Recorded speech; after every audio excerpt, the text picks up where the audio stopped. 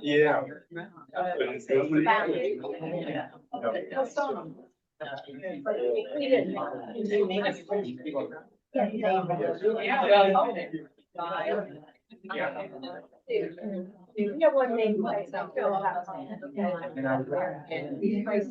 Running through all our magazines.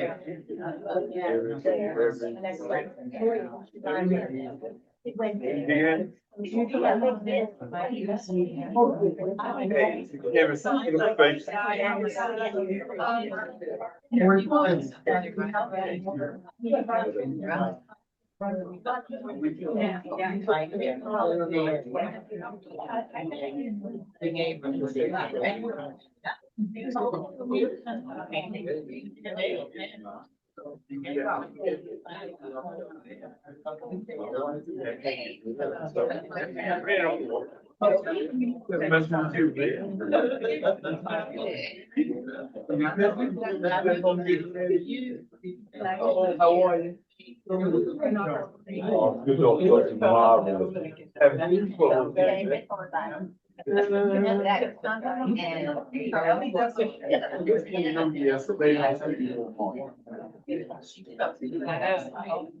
Time I put it that way, then I forget. Yeah.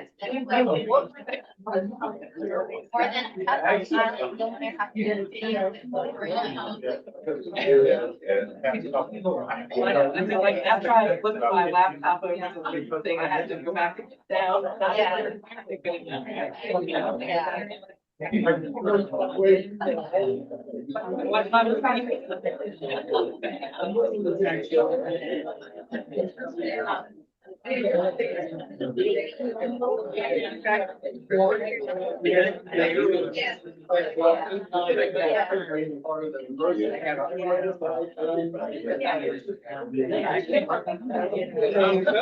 we're already on the call.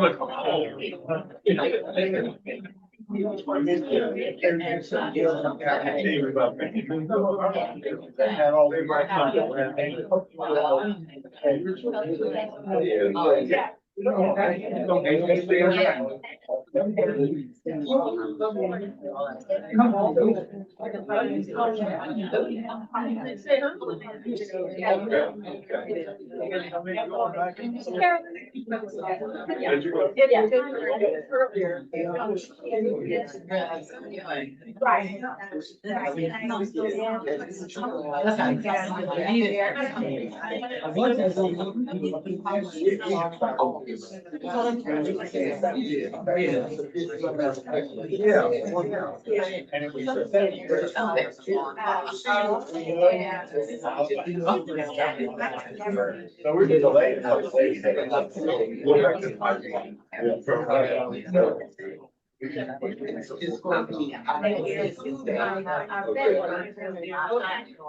Okay, here we go. All right, everybody, thank you so much for being here this afternoon, and welcome to the Changemakers Book Group meeting. We're thrilled to have via Zoom Dr. James E.C. Norris. He's our guest author today, and I understand many of you know him as Jimmy. A little bit about Changemakers. Our book group was established here at the Lancaster Community Library in 2020. And each month we read and discuss a book about usually a person who made a difference in our world. And I would like to provide a special thanks to book group member Carolyn Young. I believe she made the recommendation for us to read Fight on My Soul. So thank you, Carolyn.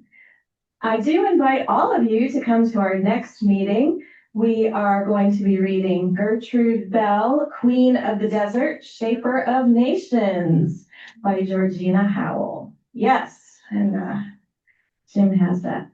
So a little bit about the book and about Dr. Norris, and then I'll turn it over to him. So Fight On My Soul was published in 2009, and it is very clear in this biography of Dr. Norris's father, Dr. Morgan E. Norris, that he was a change maker who made a profound impact upon Kilmarnock, Lancaster County, and the wider medical profession. He firmly believed that literacy was required to create a just and better society that would operate through a spirit of cooperativeness and mutual respect that transcends race. So there are some options for reading the book if you have not already. You might own a copy, or with your library card, you can check it out here at our library. Also, we are very grateful to Karen Hart over there, Executive Director of the Lancaster, Virginia Historical Society. She has brought several copies to purchase today. And if she does run out, happy, we have a flyer here at the first table for how to make an order with the Historical Society or to purchase it on Amazon. So our author, Dr. James E.C. Norris, grew up with 7 siblings in Kilmarnock. After graduating from A.T. Wright High School in Whitestone, he received a bachelor's degree in science from Hampton University and an MD from Case Western Reserve University. Additional training was with Queen's Hospital for General Surgery and Plastic Surgery at the University of Michigan. He served in the U.S. Navy with the 1st Marine Division in Vietnam from 1967 to 1969. Norris was chief of surgery at the VA hospital in Tuskegee, Alabama. He practiced plastic surgery at Mount Sinai St. Luke's Medical Center in New York City until his retirement in 1997. After retirement, he worked as a volunteer surgeon in Honduras, Brazil, and Vietnam, and is a member of the New York Academy of Medicine. Dr. Norris continues a connection with his family's place of worship, Calvary Baptist Church. A little bit about the program. It will last about an hour. We'll start out with Dr. Norris speaking for about 20 minutes, followed by a question and answer session. We do have microphones, and please wait for a microphone so that he can be sure to hear your question. Otherwise, he probably won't hear you due to the Zoom system. So I know we're all looking forward to Dr. Norris's presentation, and without further ado, welcome. Thank you, Ms. Cooper, and thank you all for attending today. I'm encouraged by the continued interest in the book, although it's been a number of years since it was first published. I do want to acknowledge Ms. Cooper. We are very fortunate in our community to have a person with her qualifications, with her caliber, and with her commitment to be head of the library. And I want to acknowledge what a fortunate community we are, and thank you, Ms. Cooper. When I walk into a library, I really feel good about paying my taxes. I have the experience here in New York of going to libraries frequently, and whenever I interact with librarians throughout the country, and when I was writing this book, always, without exception, they were helpful and never hesitated to give me the information that I wanted. I feel very good whenever I walk into a library that I paid my taxes, and I hope that the rest of America will begin feeling the same way. This presentation coincides with Black History Month, and Black History Month was the brainchild of a marvelous and very well-known historian named Carter G. Woodson. It was actually started as Black History Week about over 100 years ago, and it evolved into Black History Month. We in the elementary school at the 5th and 6th grades in Lancaster County had a textbook, and it was entitled A Negro History Makers in Virginia, and that was written by Carter G. Woodson, and it was really a very fine textbook. And I remember so well, even from my days back in the fifth and sixth grade, of reading that book. It is coinciding also with Black History Month that we have an exhibit here at the library, and it's a marvelous exhibit done by Ms. Pixie Curry. And I encourage all of you to see that exhibit if you haven't seen it.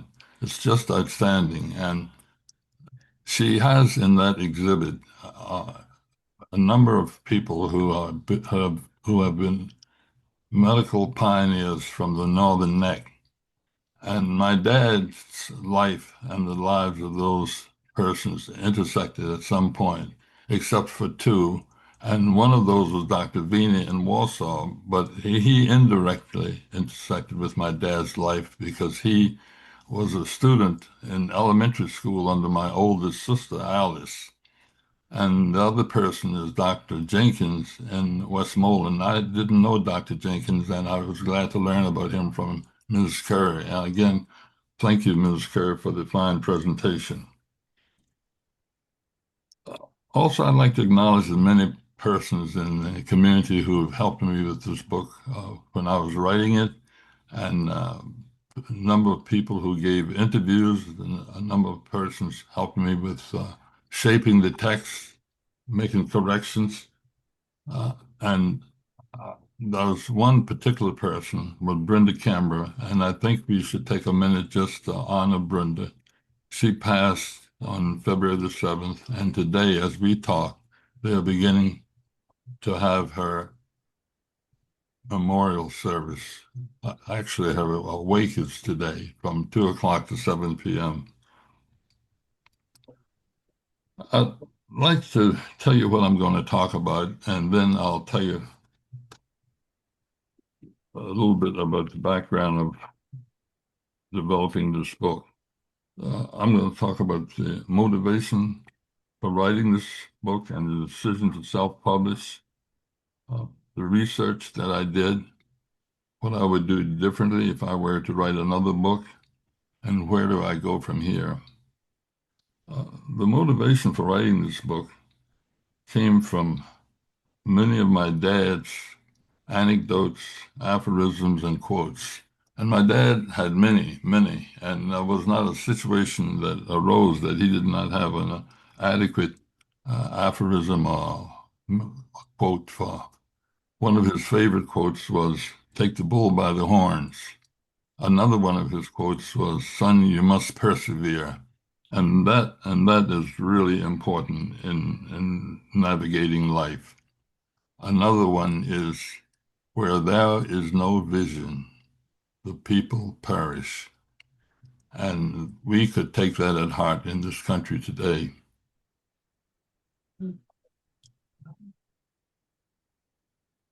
It's difficult to write a book about someone close to you. The important thing is to avoid biases.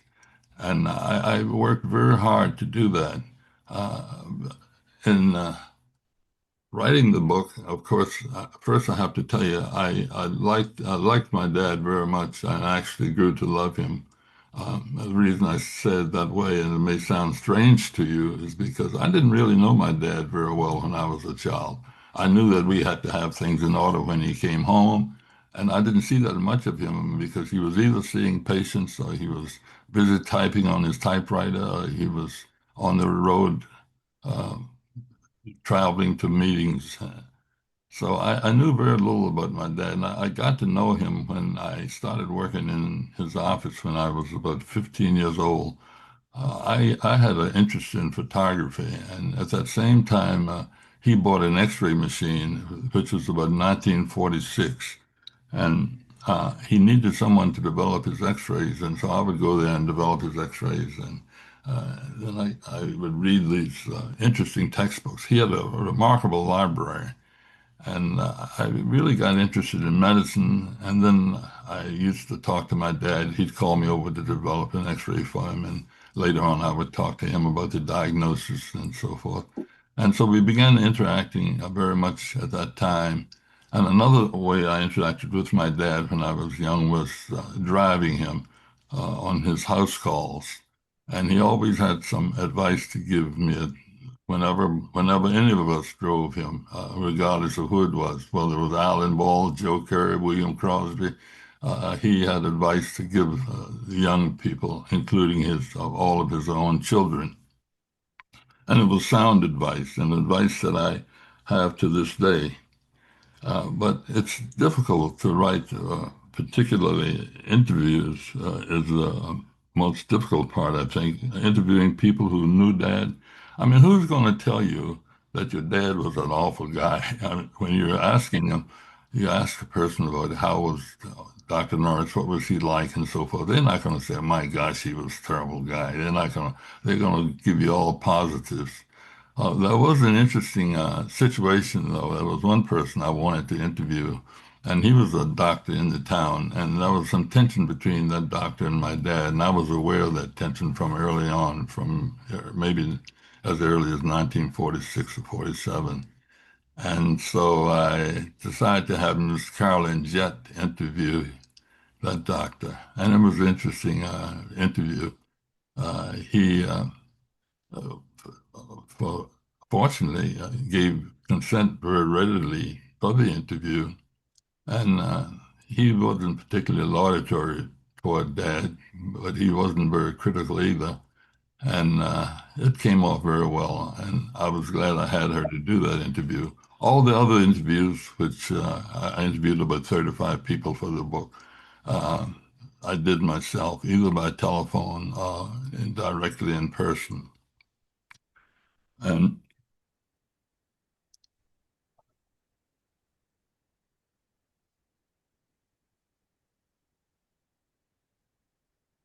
I want to comment about the cost of writing the book. Uh, when you take on the project of writing a book, it can be expensive, and it turned out to be a lot more expensive than I planned.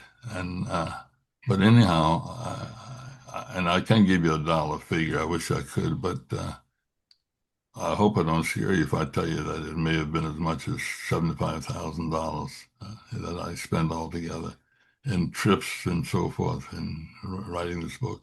And most of those funds were spent out of, I had a little business that I had started when I retired, and practically all of my income from that little business went into writing the book.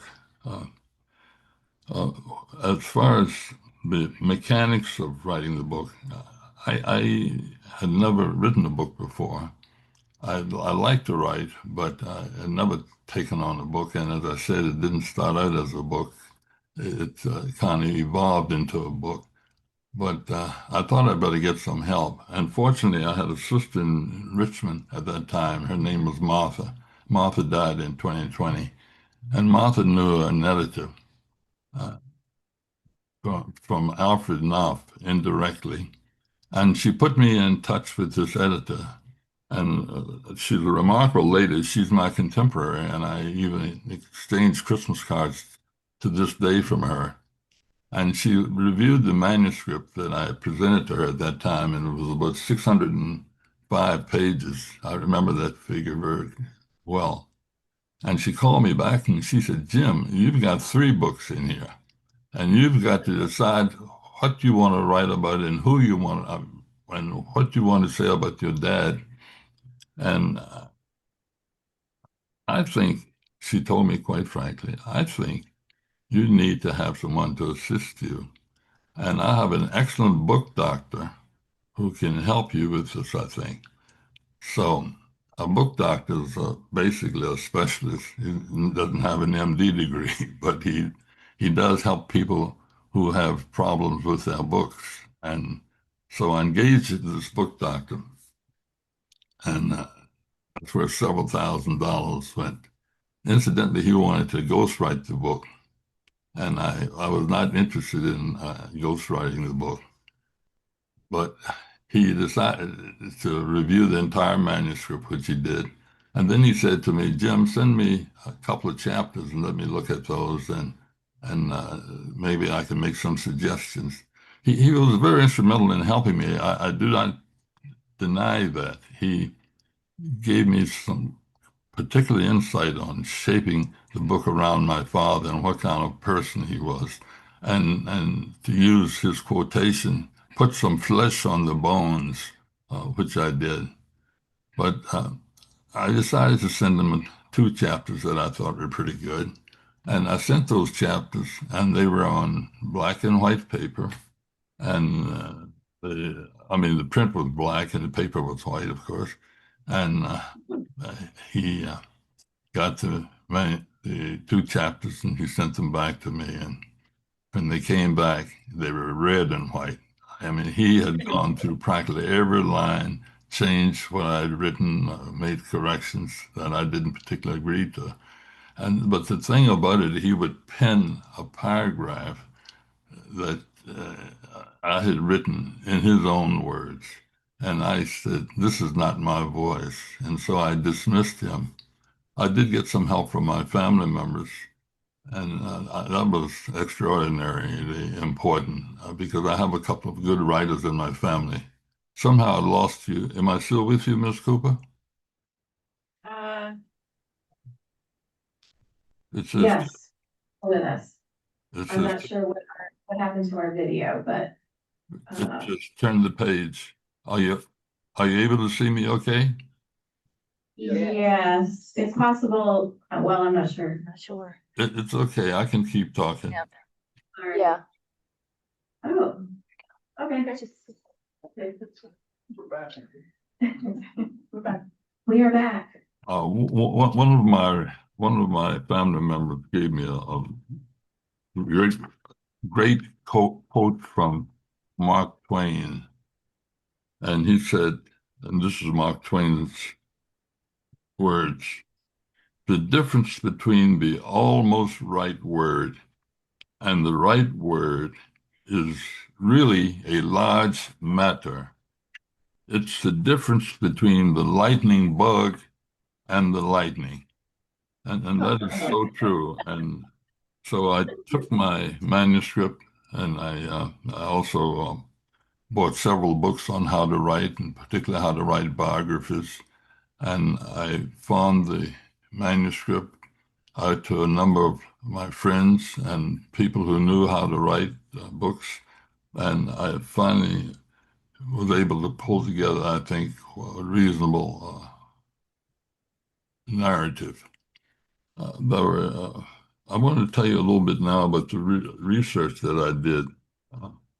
The research, I visited a number of archives. Altogether, I contacted either by telephone or in person some 34 archives, and I visited more than half of those.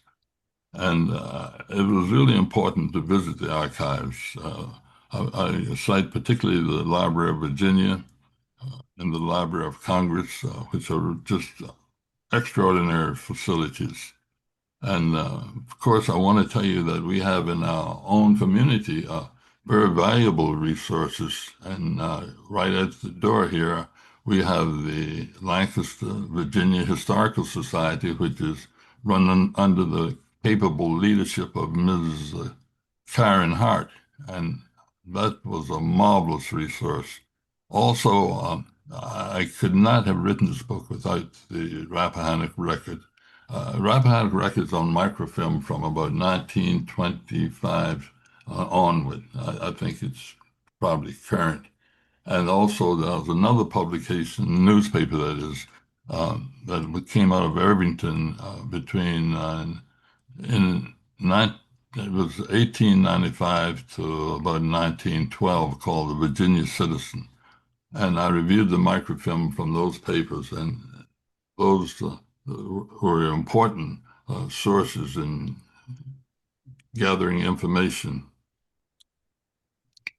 The New York resources are just unbelievable, and I'm a member of the New York Academy of Medicine, and it has probably one of the best collections of medical history probably in the world, to put it mildly. I was a member there, and they have an excellent library. And incidentally, since the onset of the internet, the library has shrunk considerably, and Most of the time you have to get an appointment now to go up there and review any kind of materials. But it was a wonderful resource for me. And then there's the Schomburg Center, which is mainly a Black History Center that was founded by Mr. Schomburg, and it's in Harlem, and that was a great source. I did take one workshop, and that was with a facility I'm associated with called the 92nd Street Y, and that was done by Ms. Hetty Jones, who was the wife of Leroy Jones. I don't know whether you have heard of Leroy Jones, but he was an activist out of Newark, New Jersey, and I think his son subsequently became mayor of New Jersey. And she had a very fine workshop, and that was awfully helpful. Uh, at that time, ChatGPT did not exist, and I'm not sure even now if I were writing how much I would depend on ChatGPT because it is not a totally authoritative source, and but I do find it very helpful to fact check, and I did find one instance where I think it could be corrected. I had a conversation with ChatGPT, and it's where you go on the internet and you connect to this artificial intelligence setup. And I asked what was the first continuing medical education program in the United States, and they ChatGPT responded that it was probably out of the Mayo Clinic. Well, I responded back, oh, they said that it was around 1928. Well, my dad was at Tuskegee from 1916 to 1917, and he was instrumental in founding the Tuskegee Medical Society, and they had a continuing education program that started somewhere in the 1920s, early in the 1920s. And I told ChatGPT that might deserve correcting, but I checked recently and they have not made any changes. But it's an interesting source, and I recommend it if you plan to do any writing. I guess the question comes up now is what would I do differently if I were to write a book? Well, first, the thing I would do is I'd have in mind from the very start that I'm going to write a book. And probably the first thing I would do is I'd take a course in writing. And if any of you are interested in taking the courses in writing, there are a number of courses offered in Virginia in writing. And if you go online, you can Google workshops in writing, and you'll come up with about 3 or 4 places in Virginia. Of course, the gold standard in writing is the Iowa workshop, a writer's workshop, but the Iowa writer's workshop has an age limit, and I don't think they accept very many people over 40 years of age, so that would have eliminated me a long time ago. The other thing I would do differently is I would take a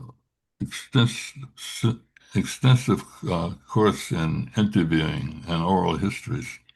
I must commend Ms. Pixie Curry for her excellence in interviewing, and I don't know whether any of you have watched any of her interviews or other persons, but she does a remarkable job. And it's a real skill to interview. It really is. And it's something that if you're not born with, it probably is a good idea to take a course. And I wasn't born interviewing people, so I think that I would certainly take a course in interviews. And another thing I would probably do, I didn't realize how much I was going to have to spend in the course of getting this book written. I had no idea that it was going to cost as much as it did. And I would have probably applied for a fellowship. And there are fellowships out here available. If you go on the internet and look for them, you can find depending on the subject upon which you're writing, of course. But that you can get financial aid, and don't hesitate to do that because it can be very expensive and can make a big dent in your personal resources. So I would have done that. And the other thing I didn't do when I wrote this book, and I regret it to this day, is I didn't put in endnotes.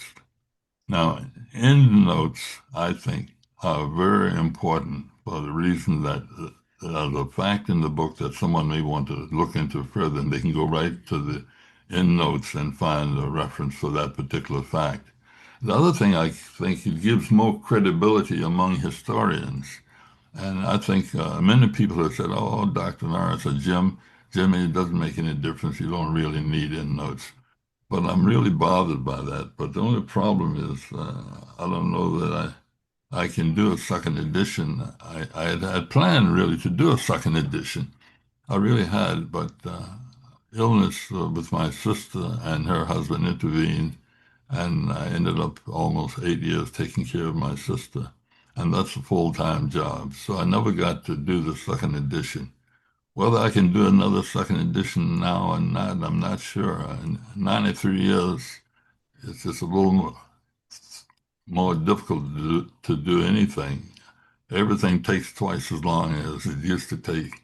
So I'm not sure that I can. But anyhow, it's a thought. And the other thing that I have done is I have something like 196 pages of notes and letters and bulletins and folders and so forth. And I put all that on a thumb drive, a flash drive. It's a little device you plug into your internet. And it's only, let me see, I have one right here to show you. You'd be amazed at how much you can put on this little device. And I could put this easily. I'm not sure exactly how many books I could put on this device, but you put this in and plug this in the computer, plug that in your computer, and you can see it there. And just about anything you write, you could put on there without any difficulty. I would probably send to the library in Kilmarnock if they'll accept it, and also to Ms. Hart, the flash drive of my notes. And also what happened when I had my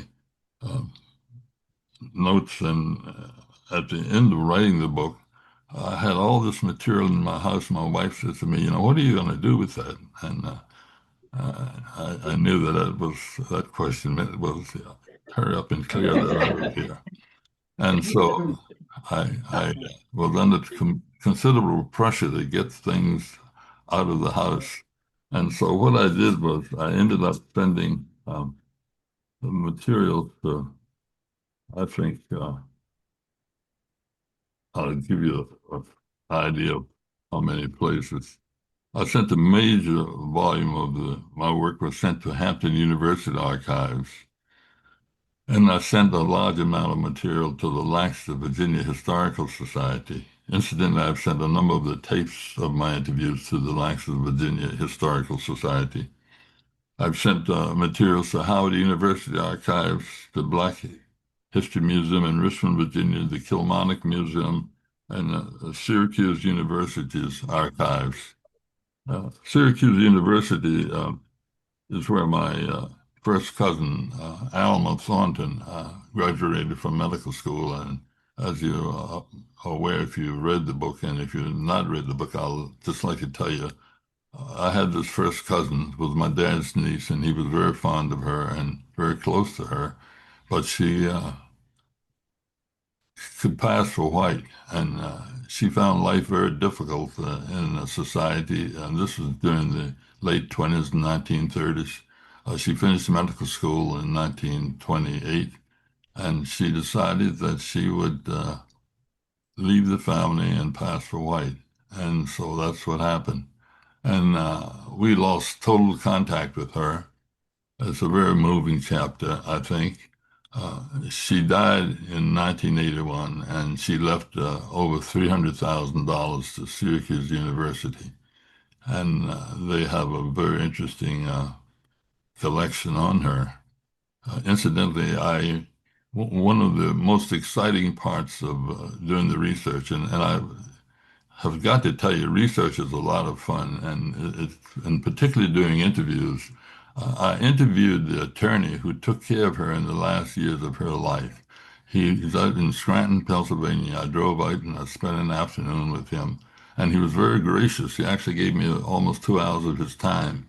And those tapes, I think, are at the Lancaster, Virginia Historical Society. And he talked of Alma Thornton, and he was not aware that she was part African American.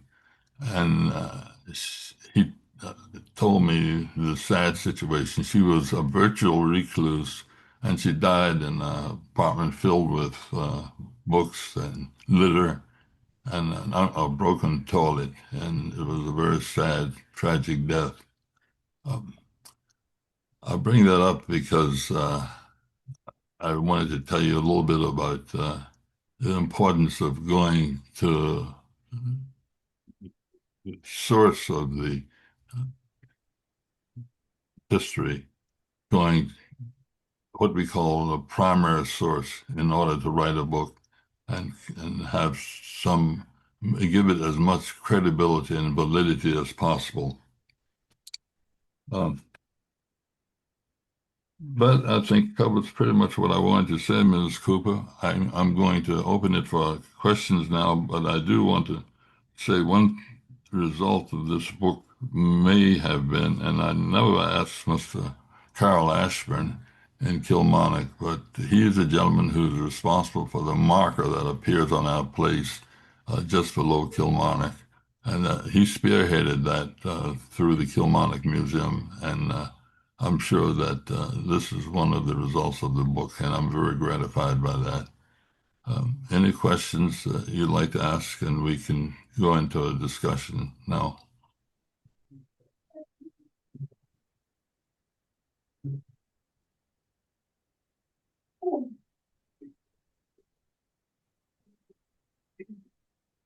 Dr. Norris, I do want to tell you that I thought your book is wonderful.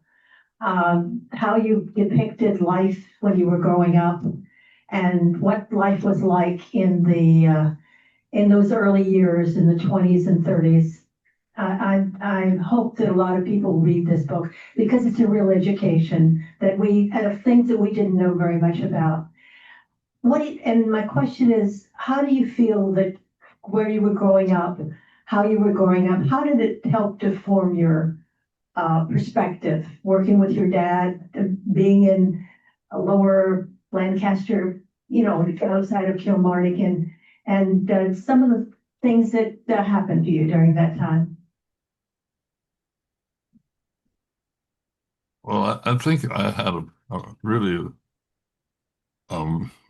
wonderful childhood in many respects, but my dad was a great believer that boys should work. And I'll never forget the day that one day two of my classmates came by, and my dad said to the boys, "Boys, if you don't have anything to do, then don't do it here." And I was shocked, and I was also hurt. But my dad had he had always projects for us, and he was he believed in self-sufficiency, so he had a farm, and part of growing up was milking cows and tending the garden and picking weeds from around the corn stalks.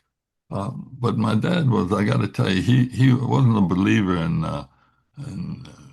using anything other than manual labor to do pretty much all the work on the farm. I said once to him, Dad, I think we should buy one of those machines that you can milk cows with. And he says, no, we don't need a machine. And basically what he said was he had the machine, or he was talking to the machine. And so I never got that machine for milking the cows. But I could milk a cow pretty well and using, I could use both hands.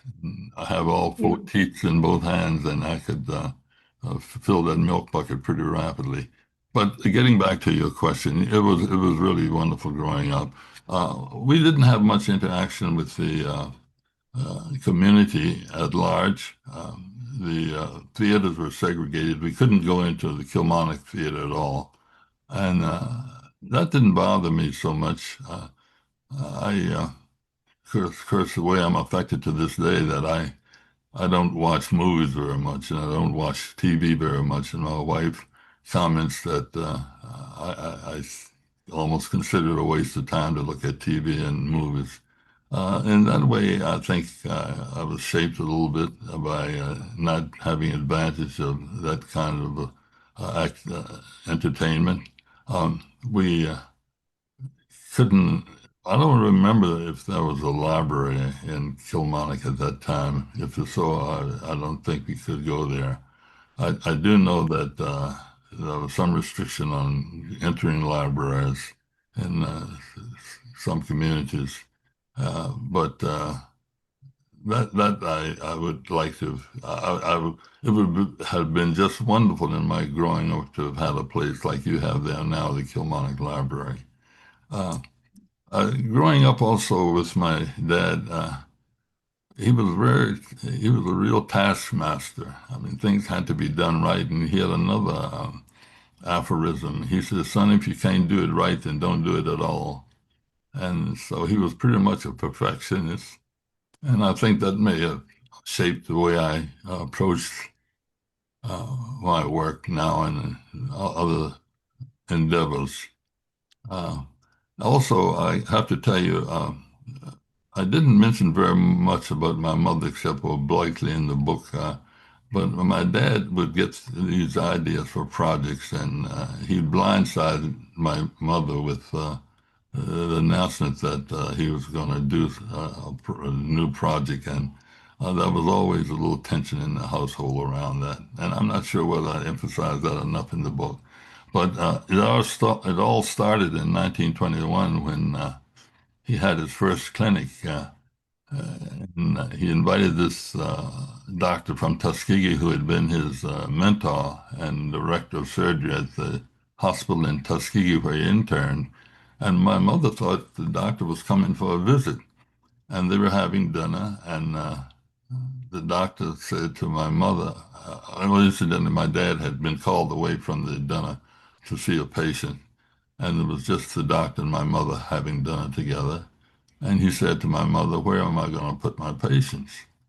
And she said, "What patients?" And he said, "The patients that I'm operating on tomorrow." And she knew nothing about that. And then all of a sudden, and she lived in this small apartment above the office at that time. There's a picture of my dad's office in the book when he first came to Kilmarnock. And there were 3 rooms downstairs and 3 rooms upstairs. And she had to find a place in those 3 rooms for the patients who had tonsillectomies. I think they did about a half a dozen tonsillectomies the next day. And that sort of thing really kind of frustrated my mother. Another time, my dad had a patient with typhoid fever. Typhoid fever is very contagious, but the patient needed to have constant attention. And he brought her, at that time, my dad had built a new house next to the office, and that's the big 2-story house that's standing there, still there. And after that, he would house his patients in the apartment that my mother and he and 4 children at that time lived. And that was now vacant. So he would bring patients there. Then he brought this lady there with typhoid fever, and my mother had to do the laundry and had to prepare the meals. And she was very, very upset about that. I mean, who wouldn't be if they had a highly contagious disease next to you, practically? But she weathered the storm with that. But the most devastating thing that I think I remember about my dad was my dad had died in 1966, and I got this call of desperation from my mother. But I think it was around 68. It was about maybe 67, yeah, because I hadn't gone into the Navy. And what had happened was the Chesapeake Bank in Lively, they had a branch in Lively then. I don't think they had a branch in Kilmarnock. I'm pretty sure they didn't. The Chesapeake Bank called her and told her that they were calling in two loans that my dad had co-signed, and she knew nothing about those loans. And she said, "What loans?" And they said, "Well, your dad, your husband, co-signed these loans for these two young men, and they both have failed to pay back the loans, and we need to collect on those." And she didn't know what to do, and she called me, and I went right down to the Lively, and I visited the bank and talked to the lady and worked out a payment arrangement. But those sort of episodes kind of were throughout my mother and father's lives, and there were those tensions. But otherwise, we had a pretty happy home, and I had a very good childhood.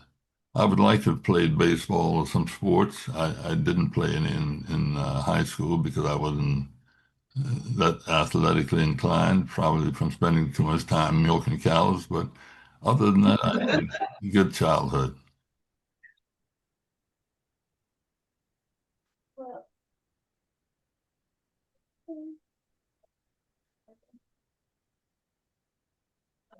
Your mother, what, Teresita? Is that how you pronounce Teresita. it? Yes, Teresita?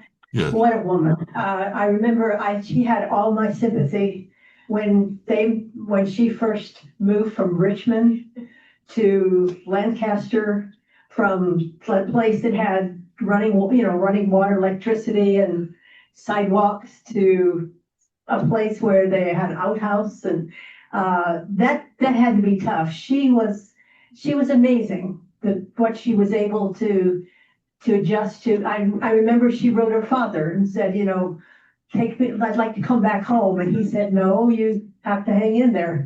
So, and, she had all my sympathy, and to see how she maintained, the home, and the children, and taking care of things. She's really a heroine in this story too. Heroine. Well, it's always interesting what brings a couple together. I often tell people I married my wife when she was 21 years old. She happened to be from Japan, and I was 34 years old. And I tell people that she didn't have the foggiest notion what she was doing. But it's always interesting what brings people together. And I have no idea what brought my mother and dad together, because my dad came from poor surroundings. None of his family had been beyond. They didn't have high schools in those days. Not even the Northern Neck Academy was open, so they hadn't had much education. I'm not sure whether my grandfather was illiterate, and I never was able to find that out. But I do know that he was involved a little bit in moving things down there in Lancaster County. He was a member of the Old St. John's Baptist Church, and in 1884, a year after my dad was born, he and his sister and some other uh, residents of the Mary Point neighborhood petitioned Old St. John's to have them form a church in Lancaster area, and that is the Willie Chapel Church. And also, my dad named my father for Morgan Edwards. Morgan Edwards was just an unusual person. He was a teacher and an extraordinary musical director. Had a chorus there that traveled widely, giving concerts and so forth, and he was widely respected. So my dad named him named my father for Morgan Edwards. But I didn't know much about my grandfather, and except that they were kind of poor. And my dad, of course, he left Lancaster and went to New York, where he met the Bunkers, and he ended up at Hampton Institute, and that's where his formal education really started. On the other hand, my mother, her father was a postman in Richmond, Virginia, and that was a very enviable position to hold at that time. And he had a twin brother. His name was James Alexander Charles, and I'm indirectly named for him. And James finished Lincoln University. His father, uh, I think, was deceased at the time, and so his brother helped pay his expenses. And then he went to the University of Michigan I'm sorry, not medical school, went to the University of Michigan Law School, and he finished that law school in 1889. And James, for some reason, settled in Lexington, Kentucky. And this is one of the things I would like to put in the second edition of my book because I didn't have it in the first edition. But James was traveling from Washington, D.C. to Lexington, Kentucky, about I think it was 1904 or so. And when he got to Ashland, Kentucky, he was told he'd have to move into the colored car.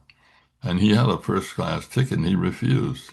And they called the policeman. The policeman came in and evicted him from the car. And his being a lawyer, he sued the Chesapeake and Ohio Railway, and the case was ruled in favor of the railway and the local court, the circuit court in Lexington.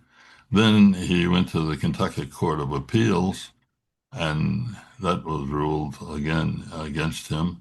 And then he decided to take the case to the Supreme Court, the U.S. Supreme Court. And he argued the case himself in 1910. He didn't prevail, but that was the kind of family my mother came from, and she was very, a member of a very sophisticated family, and for her to hook up with this country bumpkin was a little bit kind of mysterious to me, but it worked out pretty well. Dr. Norris, in the course of your research and interviews, did you come across any surprises? Things that, small things or big things that you did not know? I can't say that I came across any surprises. I'm not sure what you mean by surprises, but I didn't know that much about my dad in the interviews. Well, it depends on who you're talking about. For instance, like Ms. Jezebel DuPont. I had no idea my dad had that kind of relationship with Ms. DuPont. Uh, I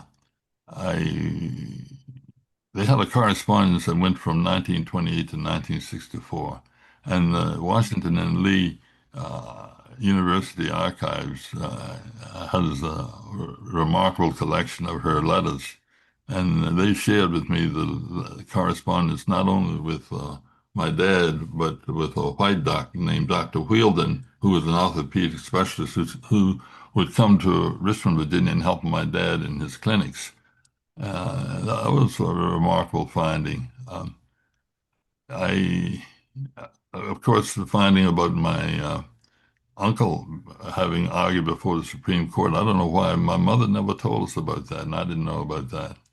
Uh, it was interesting about the Kilmarnock. I knew a little bit about the Kilmarnock boundaries because I was 12 years old, actually 10 years old when that case was decided.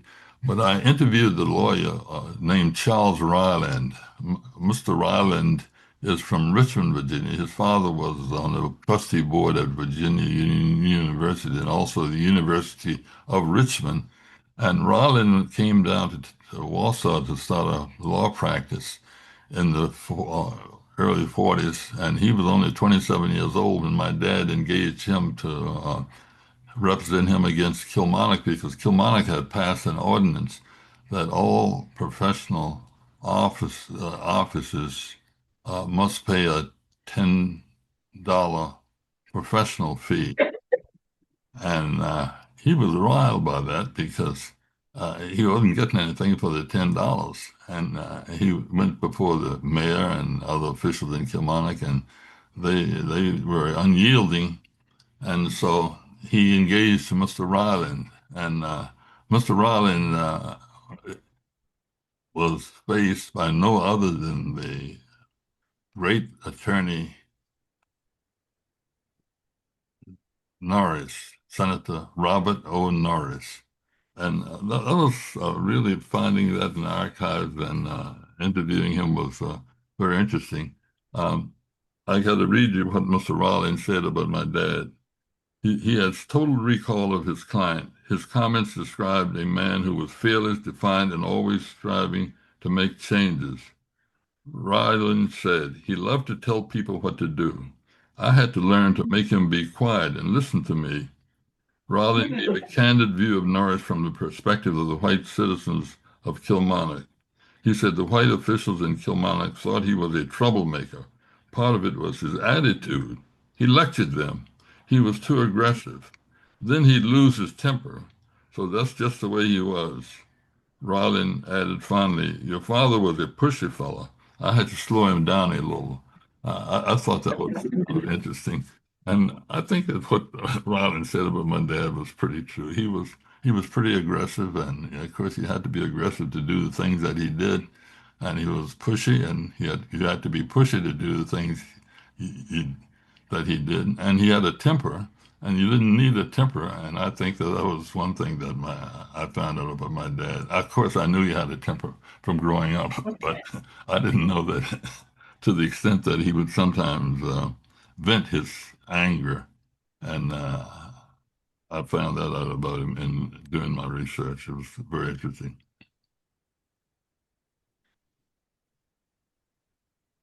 Good afternoon, Dr. Norris. My name is Daniela Ates. I'm Gazelle Liggins' daughter, one of her daughters. I'm so glad first of all, that you wrote this book. When it came out, Mommy bought one for all of the kids to read. And she and I would discuss this book for hours. She ended up showing me the school that your father had helped build. She showed me where Mr. Conquest house was and the farm, and we just went all over with all of the memories that you had in this book.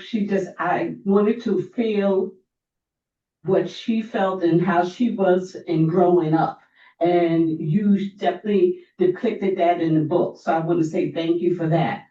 One of the things I wanted to ask you was, Mommy did discuss the racism that was in Lancaster County at the time, and was Dr. Norris ever afraid of the Ku Klux Klan, might have hurt him or any members of the family at the time? Um, the Ku Klux Klan was an organization that we knew about.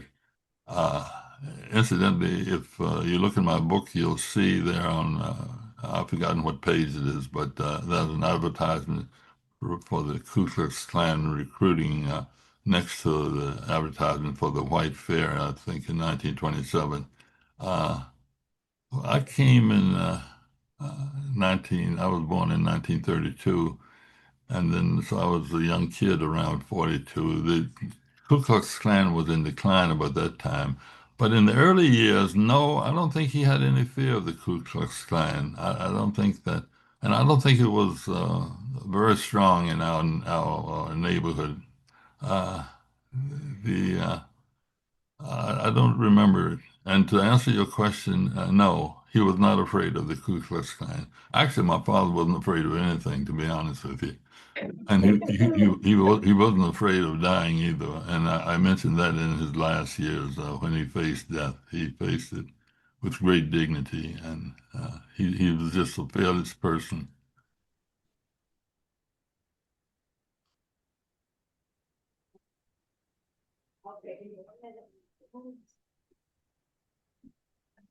All right, well, Any other questions? Okay, well, Dr. Norris, thank you again so much for giving us your time this afternoon on Zoom. We really appreciate it. Has been a wonderful session. Thank you. Thank you, Ms. Cooper, and thank you all for attending today, and thank you for your questions.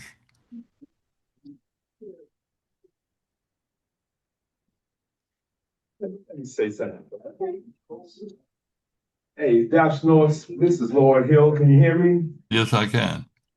Yeah, I just want to take this opportunity to let you know how profoundly gracious we are as a family that your father had the foresight to come to get this little old black country boy at 5 years old and diagnose him with polio and tell my mom and dad to get that boy to the hospital.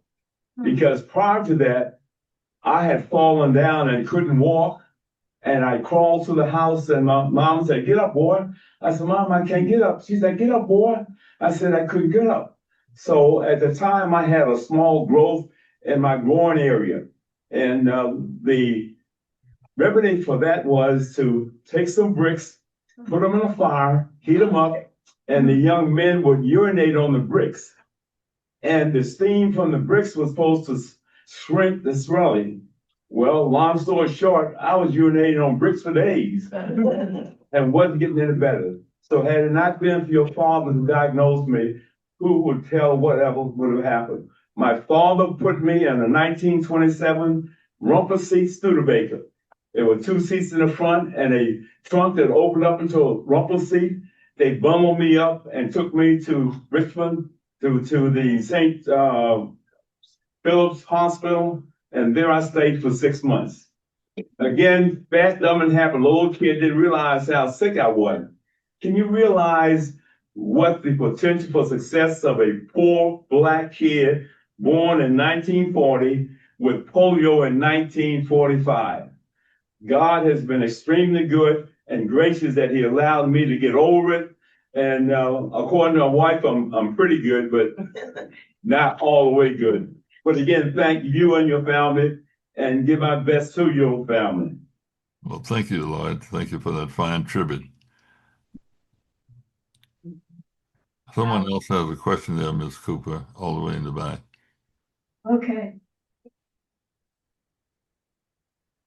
Just a quick question. I'm Joe H. of the Nickens family. Did you know or have a friend named Raymond Nickens growing up or in the area? Raymond Nickens? Yeah. Yeah, Raymond was my classmate at A.T. Wright High School, and he graduated with me in 1949. We were very close. And I used to visit. Raymond came to New York City, and he became a conductor on the subway system, and had a very excellent career here in New York City. And I used to visit him in Brooklyn, even up until nearly, right after he had his stroke. I visited him. We were very close. Yes. I have his daughter here. She came down from Delaware. This is Say hi. this is Kiki Karen Nickens and her husband Bill. Oh, really? Thank you. Thank you for coming. Thank you for coming. Wow. Oh, incidentally, Raymond had a brother. Raymond had a brother who had appendicitis too. And my dad diagnosed his appendicitis, and he was sick. Pardon me? Uncle Frank? Frank Yeah, Nickens? Frank. Yeah, Frank. Yeah. Frank had appendicitis, acute appendicitis, and that was if it was not diagnosed and treated early. Excuse me. Sorry. A person would develop what's known as peritonitis, which is inflammation inside the intestines, all around the intestines, and then invariably die. Dad made the diagnosis, and they rushed Frank to Richmond Community Hospital, and they operated on him, and he did very well. My brother also had appendicitis too, but I have to have an interesting comment about Ms. DuPont in there in the book, and I don't think I have time to read it now, but if you get the book, read her comment about blacks and having their own businesses, their own restaurants, their own hotels, and their own hospitals. And then she said, although they have their own hospitals, most of them don't want to go there. But I can tell you, at Richmond Community Hospital, that's where most of my family was treated whenever we were sick. And of course, Lloyd was treated at the Richmond St. Philip's Hospital, which was a segregated part of the Medical College of Virginia. But Lloyd was treated with a very special device called the iron lung. And very few institutions had the iron lung at that time. Uh, and fortunately, they had one at the University of, I mean, not University, Richmond Medical College of Virginia at St. Philip's. And they put Lloyd in the iron lung right away. And that's the reason we have him sitting with us today. But that's getting back to my point about Richmond Community Hospital. It was an excellent hospital, a really excellent hospital. And I had my hernia operation there in 1945. I remember that very well.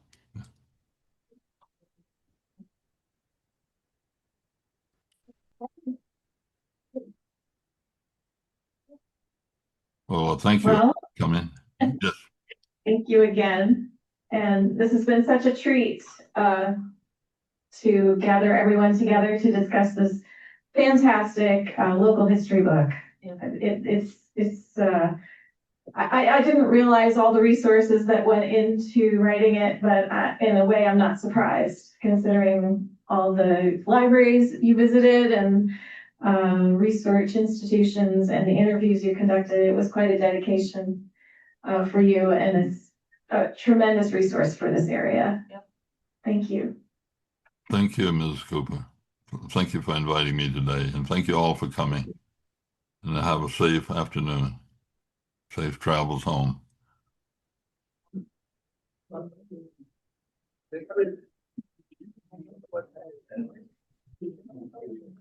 Yeah.